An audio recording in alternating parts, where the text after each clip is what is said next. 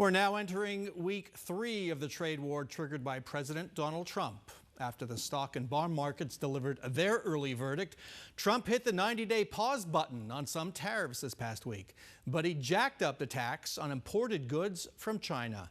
We're trying to sort out what it means for us here in Arizona, consumers, businesses, state services.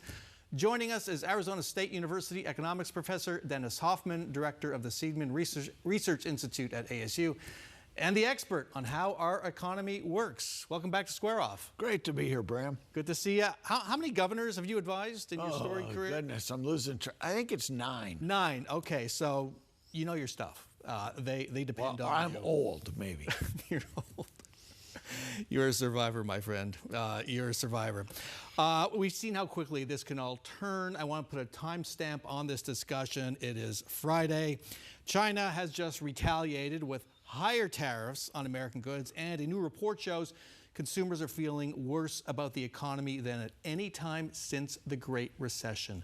What did those data points tell you? Well, we are living in a world of self-inflicted uncertainty, extreme uncertainty right now, Bram.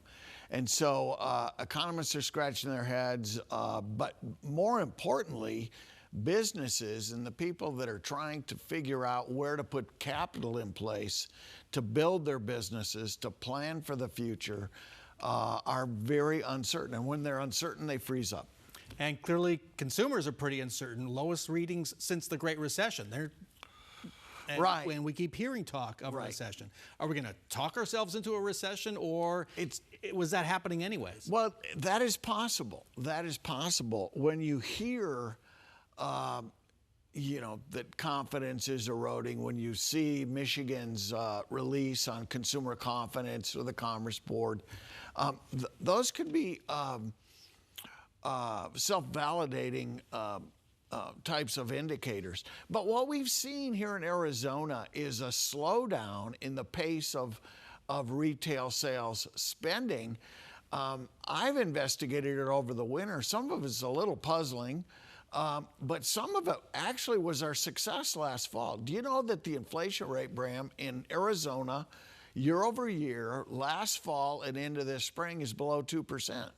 And it's commodity prices that are actually starting to fall. And so the pace of retail spending, the pace of retail sales, we're going to talk about budget in a moment, has really slowed. And we're very dependent on retail sales tax collections in the state. Okay, we will get to the impact on the state in a moment, but let's talk about the impact on consumers. It feels like we are waiting for a meteor to hit. Right? The stock markets felt it, the bond markets felt it. Consumers were told it's going to show up in Amazon prices. Yesterday, a major retailer apparently told shippers, if the stuff gets to Long Beach, send it back to China. We're not taking it. Well, right, because they don't want to pay the tariff on it. Right. So when are consumers going to feel this in the actual prices we pay? Well, maybe a mix of just shortages, the inability to get those goods you've ordered, or if you get them, they'll be very, very high in price.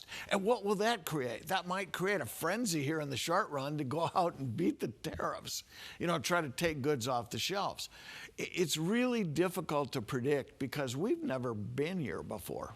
Yeah, and you mentioned, we talked about China raising its tariffs. We were talking before, and you're saying at this point it doesn't even matter. No, it could be 500, 600, 700, whatever. The commerce is just 500-600%. Yeah, because commerce is just going to stop.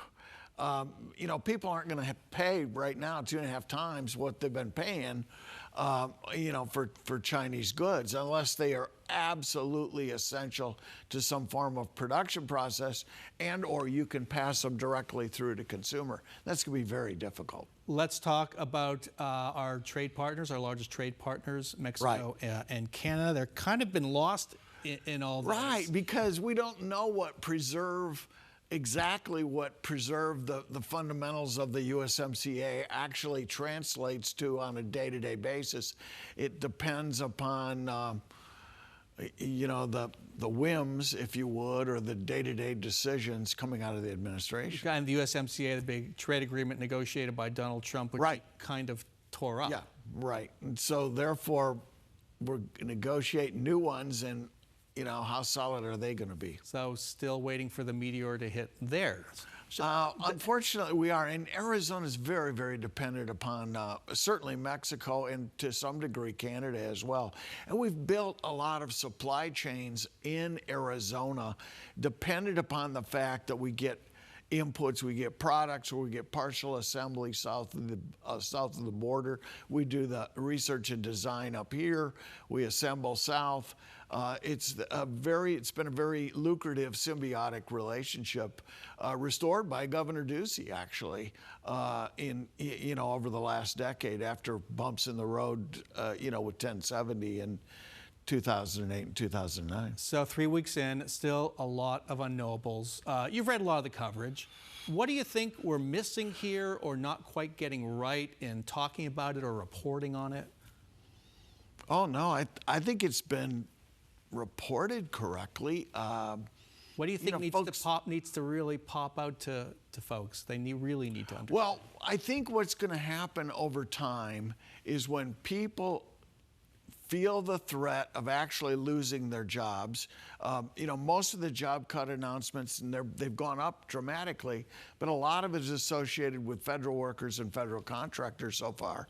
If those job losses, seep into the rest of the economy, coupled with the fact that, grocery store prices continue to accelerate, that's what people voted the old administration out for, is they were sick of inflation, and they voted this new administration in because that was an administration that they believed was going to eliminate inflation.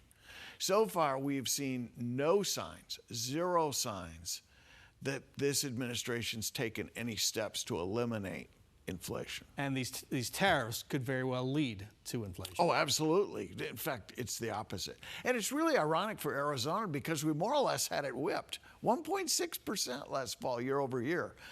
I don't think it's going to be that low this year. Let's end with the state budget. There were already concerns about cuts at the federal level, to possibly the Medicaid program. Right. Other areas, deep cuts.